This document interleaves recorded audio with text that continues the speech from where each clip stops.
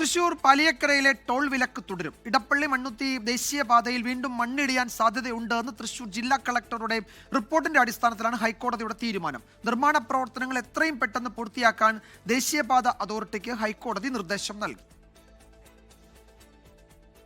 Toll പിരിക്കാൻ അനുവദിക്കണമെന്ന് ദേശീയപാത authority ആവർത്തിച്ചാവശ്യപ്പെട്ടെങ്കിലും ഹൈക്കോടതി അനുവദിച്ചില്ല.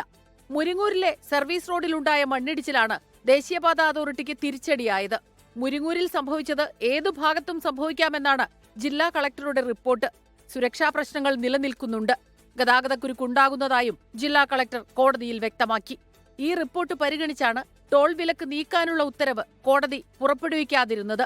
നിർമ്മാണ പ്രവർത്തനങ്ങൾ പൂർത്തിയാക്കി കളക്ടർക്ക് റിപ്പോർട്ട് കൈമാറാനും ദേശീയപാത അതോറിറ്റിയോട് നിർദ്ദേശിച്ചു. ഓഗസ്റ്റ് 6-നാണ് പാലിയേക്കരയിലെ ടോൾ പിരിവ് മരവിപ്പിച്ച് ഹൈക്കോടതി ഇടക്കാല ഉത്തരവിറക്കിയത്. ഹർജി ഈ മാസം 30-ന് വീണ്ടും പരിഗണിക്കും. 24 കൊച്ചി. ലോകത്തെവിടെയായാലും ഏത് സമയത്തും 24 വാർത്തകളും ഓഗ്മെന്റഡ് റിയാലിറ്റി പാക്കേജുകളും എക്സ്പ്ലെയിനറുകളും വിശദമായി കാണാൻ ഞങ്ങളുടെ യൂട്യൂബ് ചാനൽ നിങ്ങൾക്ക് സബ്സ്ക്രൈബ് ചെയ്യാം.